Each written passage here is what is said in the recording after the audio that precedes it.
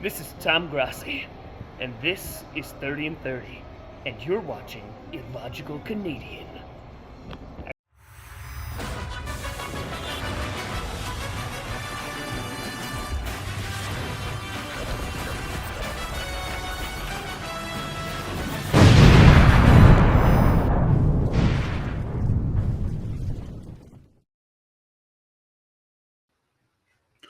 Bonjour mes amis, je suis Canadien Illogique.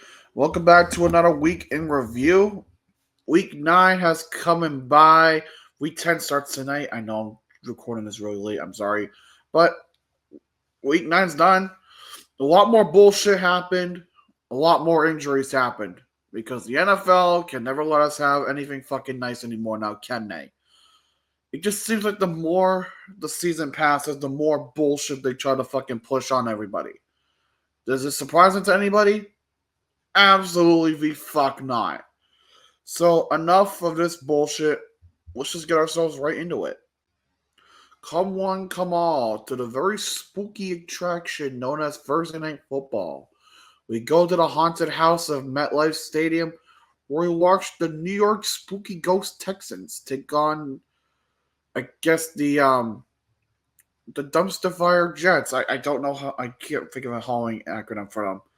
This game was so horrifically bad that not even the skeletons wanted to come out to play.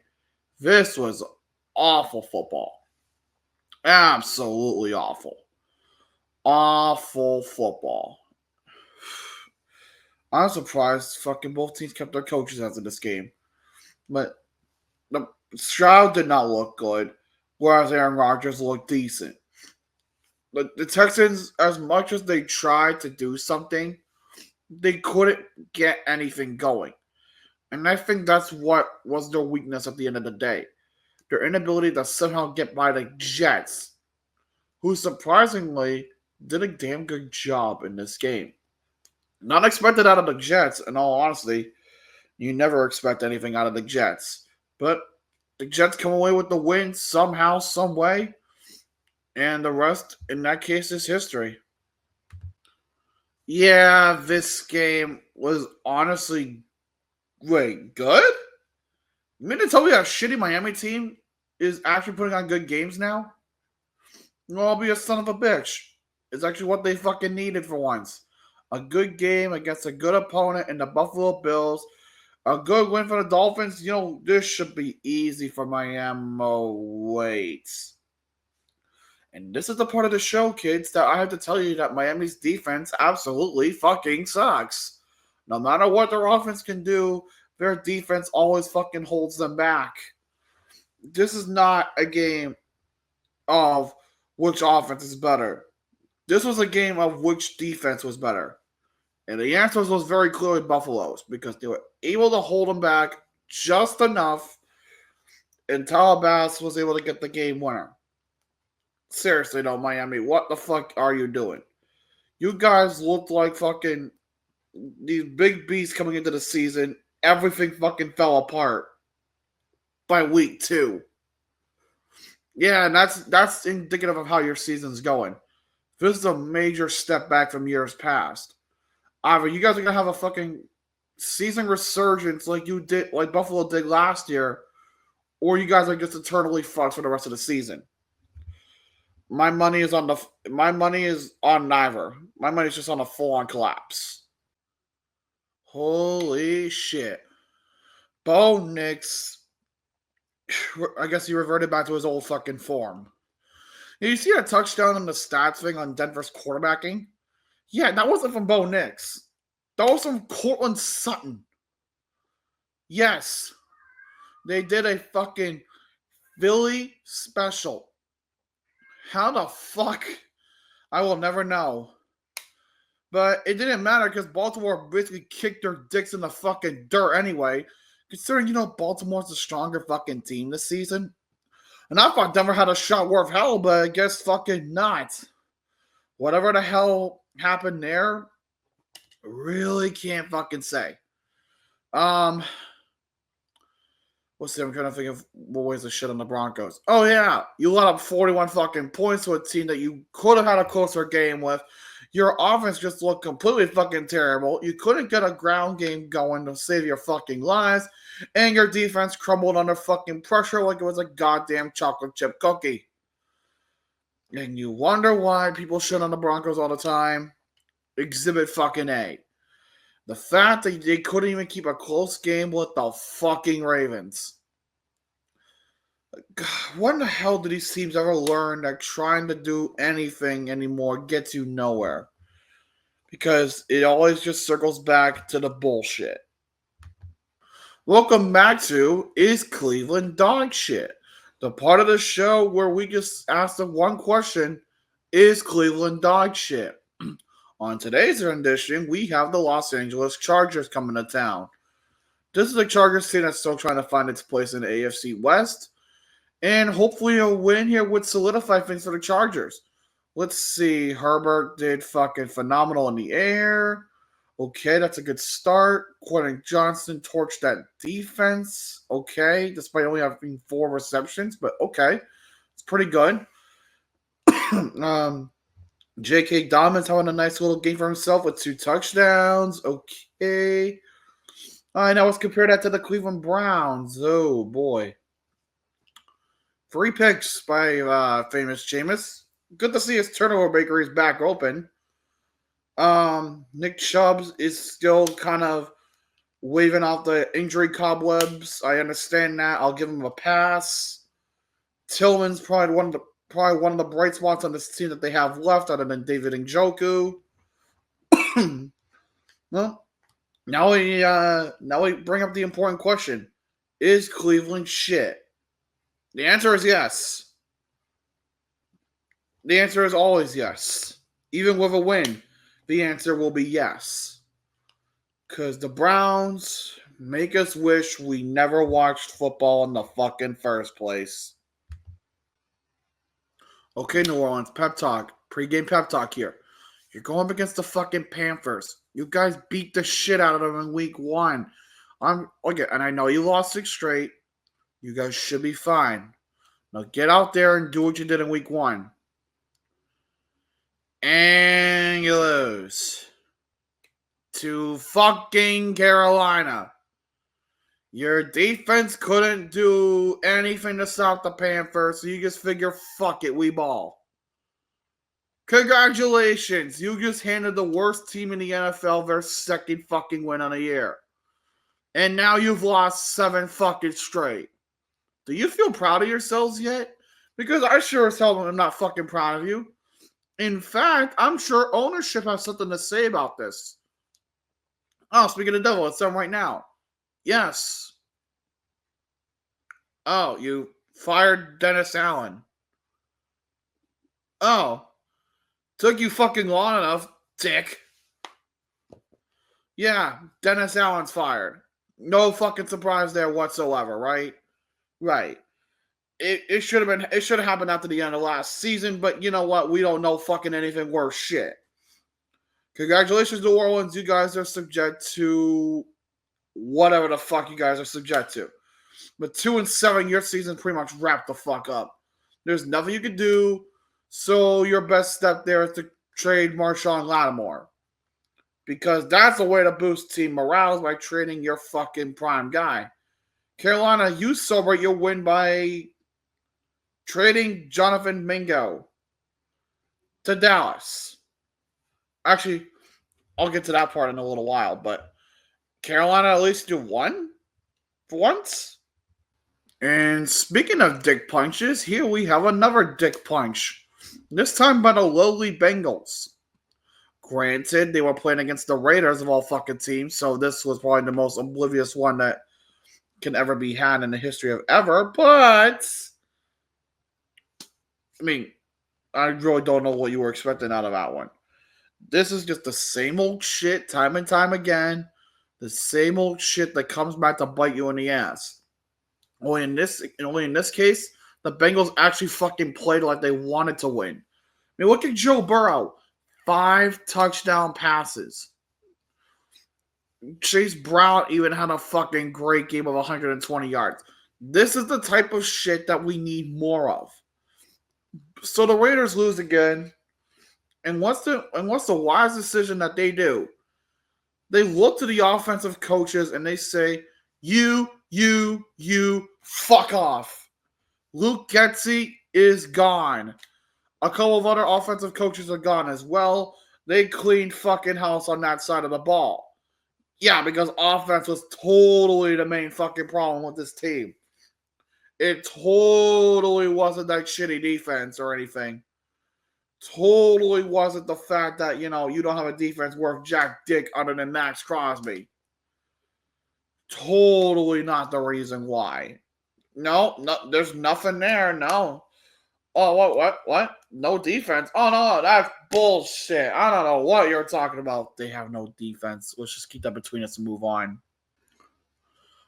The Giants keeping the game close when they're trying to tank. And the tale is old as time, believe it or not. But we also live in another weird world where the Washington Commanders are somehow now 7-2. Yes, they are now 7-2. How the fuck they are 7-2 is beyond me. Jaden Daniels has been looking like a fucking blessing in disguise that this team is needed for a very long time. And honestly, good on them. Honestly, good on Washington. They really needed the help, and they really needed the depth that they needed with this. So, and what's it called? It's so good in Washington right now that players are demanding to be traded to Washington. That is the statement of the century. But there was at least one person that got his wish. Marshawn Lattimore. He is now a Commander. So this is going to help out that secondary a lot, considering Marshawn Lattimore is one of the better corners in the league. Congratulations, Washington. You probably just secured yourselves a playoff spot by proxy. The only reason I'm not talking about the Giants is because the less said about that dumpster fire of a fucking franchise, the better. But Washington, good on you. I like this new era of Commanders football. Keep it up. Dallas. When the fuck will you ever learn? Oh, wait, apparently fucking never. Because as good as you think you are, something always happens. In this case, there was a few things. Number one, your defense absolutely being dog shit. 2, Dak Prescott got hurt. And what I'm about to say about the Dak Prescott injury, this is a rare injury that happened. A partially torn hamstring. Okay, I've heard of pulling your hamstring. I've heard of straightening your hamstring. How the fuck do you partially tear your hamstring? That's what I want to know. I'm not even mad about the injury. I'm just more so confused about the injury. And number 3, CeeDee Lamb also got hurt.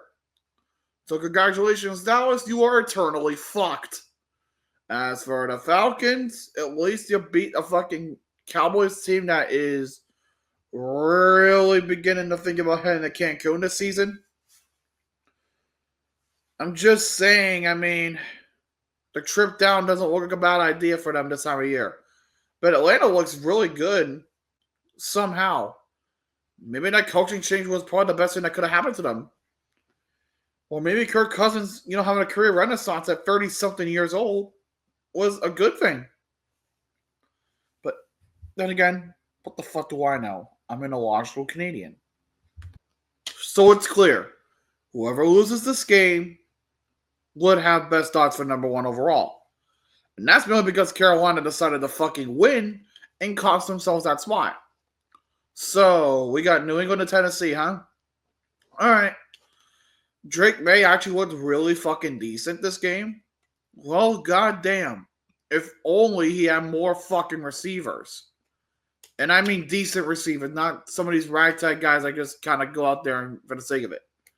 Not that I'm calling any New England receiver ragtag, but this organization is not exactly fully organized right now. Same thing we said about Tennessee. They're also on a down and down. Fucking Rudolph is having a renaissance of his own. Pollard's doing things, and Ridley is somehow doing things. I mean, to be fair, he is the de facto wide receiver one since DeAndre Hopkins got traded to Kansas City. But enough of that. Drake May has a chance to tie the game down by a touchdown, and he does. Surprisingly does. Well, to overtime we go. The first one of the week. Yes, there was 3 of these. Give me a break. But New England couldn't fucking muster anything worth shit, so Tennessee has to try to take it by a field goal, and the Titans win. Congratulations, Patriots. You may have lost the game, but right now, the first overall pick is yours in odds. Honestly, give it up. I want the first overall pick because I feel like there's a pretty good hunter that we could go ahead and grab in the draft. Okay, so it goes like this. Chicago does shit at the start. They have a good few weeks, and then they just go right back to where they were at the start of the season. Chicago, are you like okay? And I hate to say this part, but there's a lot of bipolarism going on here because you don't like. Are you trying to be a good team or are you trying to be a team? Because no one knows what you want to be. It's not that Caleb Williams is bad. It's not that Roma Dunze is bad. But it's that your defense can't get anything going. Oh, and also that defense is about to look a lot weaker because you're about to lose Andrew Billings for the season with a torn pec. Fucking great, huh? No, I hate it just as much as everyone else does. Arizona just once again owned your asses. But Arizona also played sloppily on the offensive side of the ball. The defense, though, is where everything came into fruition. Because that defense was fucking phenomenal all game long. Making sure the Bears didn't fucking do anything worth dick on offense. Making sure they couldn't get into the end zone. So they had to resort to field goals. 3 of them to be exact. Congratulations, Arizona. Maybe you're not as dog shit as we once thought. You are somehow leading the NFC West. Some fucking how. Jacksonville, I honestly have no words for you right now. Because it seems the more you try to do, the more disappointing you become. Like, come on. At this point, I'm surprised you didn't make any moves at the fucking deadline because what you needed to do was sell. You are not salvaging this season. You are not salvaging anything. What you are salvaging is your tank, I guess. But even with the loss, New England already has best odds for first overall, whereas you're not. You're probably top 3 or top 5. I'm not sure. There's like a fucking 7-way tie. But Philadelphia just was able to capitalize on what they could. But then again, I say this is common Philadelphia. They do good against shitty teams, but when it comes to the good teams, oh, good Christ, it's like they fucking cower and run away. Maybe it's different this season. Well, then again, we said the same thing every fucking year. They have a good start, a couple losses here and there, sure, whatever. But then mid-season happens and they begin to fucking fall apart. And it usually lasts till sometime just before the end of the season, where they miraculously try to pick up their own shit and results in them dying in the playoffs. That's just the way it works. But then again, anything can fucking change in the NFL because it always fucking does. Would it surprise me? No. Would it be funny? Yeah. Honestly, it would. Congrats, Philly. You beat a fucking depleted team in Jacksonville. What do you want, a fucking cookie? A game played in the rain. Being shitty. And it was Detroit's first outdoor game of the season? Blasphemy. I call bullshit, mind you. I call bullshit to every inch of the earth. But it's true. Detroit's first outdoor game of the year was rainy. And it resulted in sloppy football. One of those touchdowns you see on the board for Detroit, yeah, that was a pick 6. Courtesy of Jordan Love, of course. So technically, Jordan Love has a touchdown pass. Good fucking job. I mean, it wasn't. Again, neither team did terribly, but it was just the factor of who was the better team. Obviously, in this case, it was Detroit. Both of these teams have a really good upside. Green Bay's defense did not look as good as it normally did today, but again, rainy conditions, I'll let that slide. Offense didn't do terribly either for both sides. It was just, again, kind of weak. Uh, rain is water. Water is wet. Water make ground slippery. Water make football slippery. Ball goes slip, slip, slip. And it just keeps on slipping. Detroit's now 7-1, and Dan Campbell has assembled 7 more knees to his collection. The knee collection continues, folks. You can't stop him no matter what you do. We're all screwed. Hello there, dear traveler. May I present you with another overtime game? But no, I know you're skeptical, but hear me out. This game is actually a divisional game between two teams that are trying to get back to the top of the division, but they have to go for each other first to try to even get there. In this case, we got a team from Los Angeles and a team from Seattle, and both of them actually played fucking awesome football.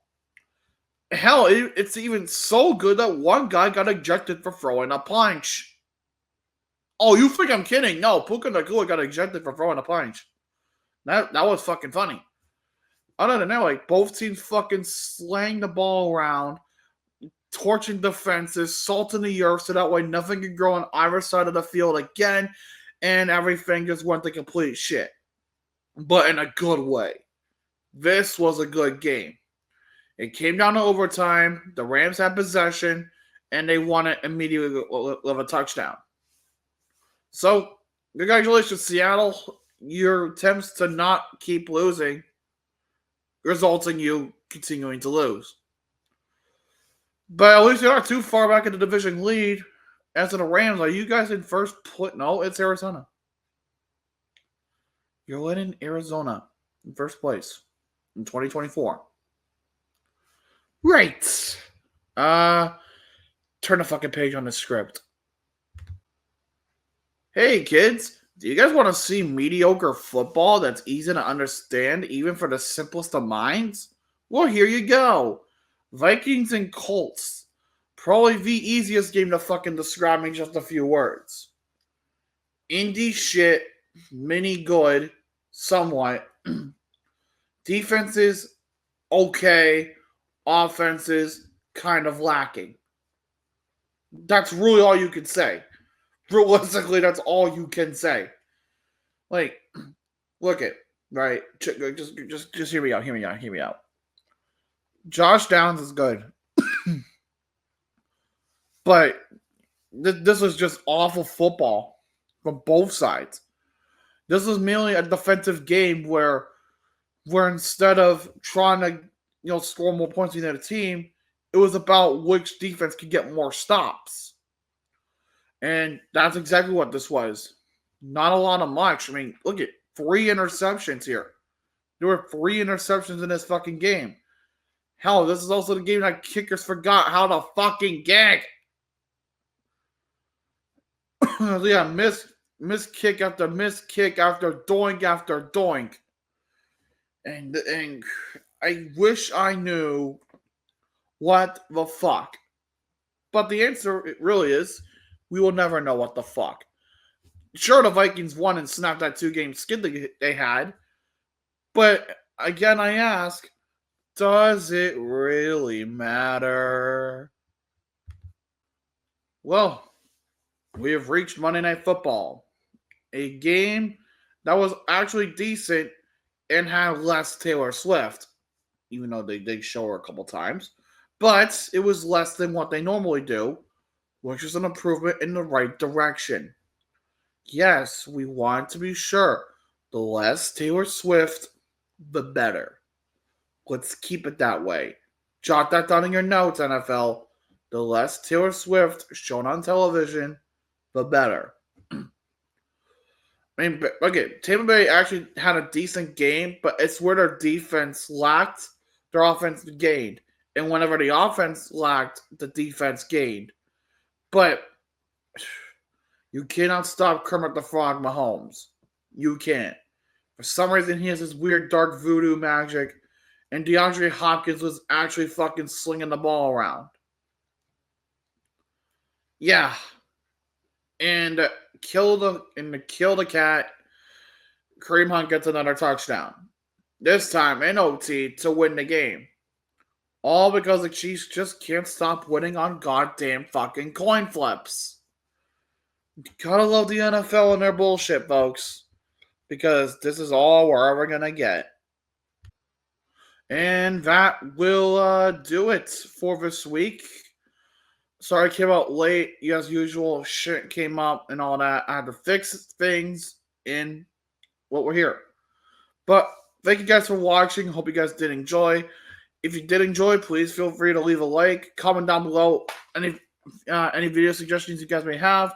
Please subscribe and share this with your friends, as it will help grow the channel. And yeah, I mean, until Thursday Night Football, je suis Canadien et Logique. Bonne nuit et au revoir.